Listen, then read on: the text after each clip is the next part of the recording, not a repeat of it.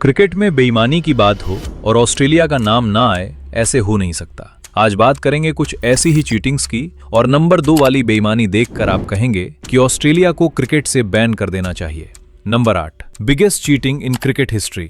ऑस्ट्रेलियाई खिलाड़ी चीटिंग और स्लेजिंग से बाज नहीं आते, क्योंकि इन्हें सिर्फ और सिर्फ जीत चाहिए और उसके लिए भले ही इनको बेईमानी क्यों ना करनी पड़े। 1981 में ऑस्ट्रेलिया वर्सेस न्यूजीलैंड के बीच हो रहे मैच में न्यूजीलैंड को आखिरी गेंद पर 6 रनों की जरूरत थी। ऑस्ट्रेलिया के कप्तान ग्रेग चैपल ने बॉलर से अंडर आर्म बॉल करवा के मैच तो जीत लिया, लेकिन अपनी इज्जत गंवा दी। यहां तक कि ऑस्ट्रेलिया के कीपर रॉड मार्स ने चैपल को ये करने से मना भी किया, लेकिन वो नहीं माने और अपने भाई ट्रेवर चैपल को अंडर आर्म डालने को कहा।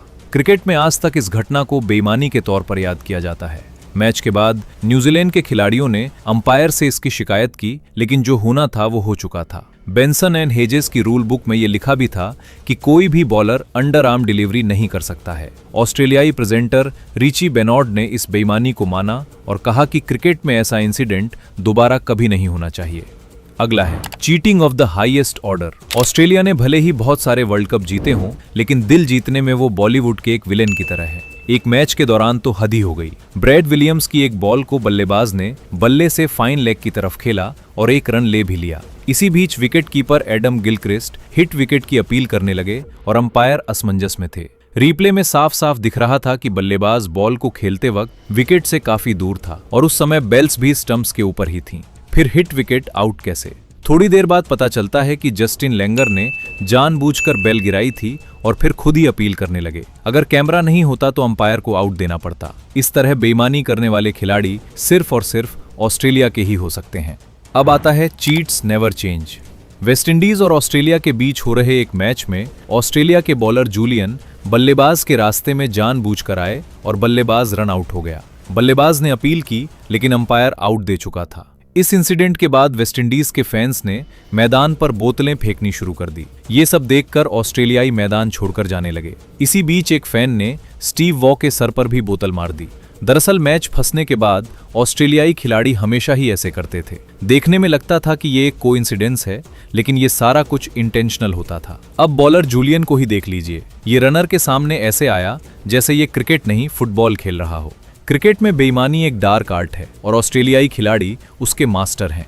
नेक्स्ट है मैथ्यू वेड चीटिंग। हाल ही में इंग्लैंड और ऑस्ट्रेलिया के बीच हो रहे मैच में ऑस्ट्रेलिया के विकेटकीपर मैथ्यू वेड ने मार्क वुड को कैच लेने से रोक दिया।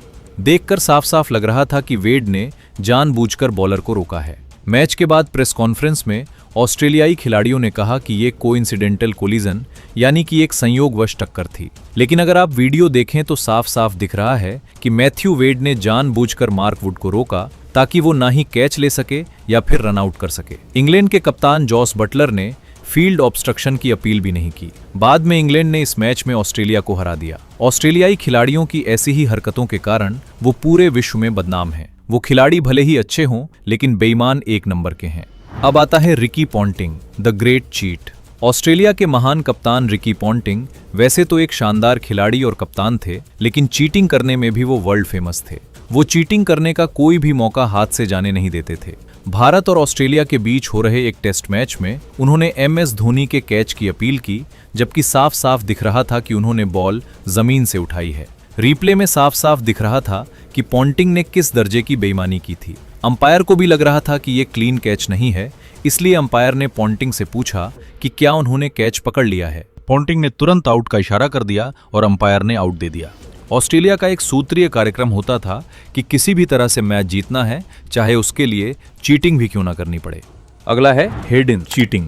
बेल्स गिरा के विकेट लेने में एक बार असफल होने के बाद भी ऑस्ट्रेलियाई खिलाड़ी सुधरे नहीं। इसके बाद कई बार कोशिश करते रहे और सफल भी हुए। ऐसा ही एक वाकया हुआ न्यूजीलैंड के खिलाफ। एक मैच में तो अंपायर भी धोखा खा गए।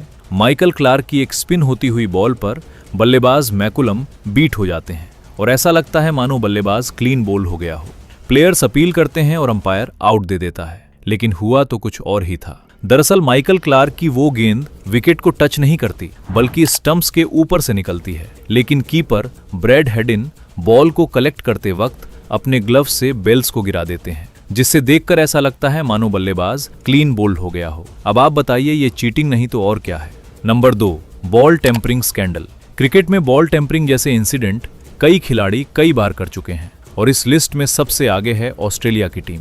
साउथ अफ्रीका के खिलाफ चल रहे एक मैच में जब ऑस्ट्रेलिया के बॉलर विकेट नहीं ले पा रहे थे, तब स्टीव स्मिथ और डेविड वार्नर ने बॉल के साथ छेड़छाड़ करने का काम बैनक्रॉफ्ट को सौंपा, जिसने बड़ी ही चालाकी से सैंड पेपर की मदद से बॉल को स्क्रैच किया और बॉल खराब कर दी। लेकिन ये सारा इंसिडेंट कैमरे में कैद हो गया और ऑस्ट्रेलिया की ये बेईमानी पूरी दुनिया के सामने आ गई।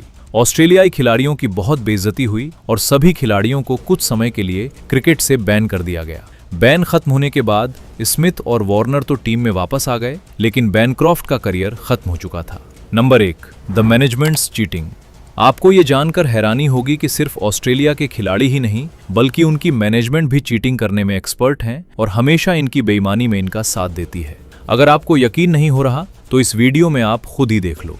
भारत के खिलाफ खेलते हुए स्टीव स्मिथ LBW आउट हो जाते हैं, तो वो ना सिर्फ DRS लेने से पहले ड्रेसिंग रूम की तरफ सिग्नल का इंतजार करते हैं, बल्कि इशारा करके पूछते भी हैं कि वो रिव्यू लें या फिर ना लें। ऐसा पहले भी कई बार हो चुका है। दोस्तों, उम्मीद है आपको वीडियो पसंद आई होंगी। अगर पसंद आई हो तो वीडियो को हाइप जरूर करना और साथ ही चैनल को सब्सक्राइब करके लाइक और शेयर जरूर करें। मिलते हैं अगली वीडियो में।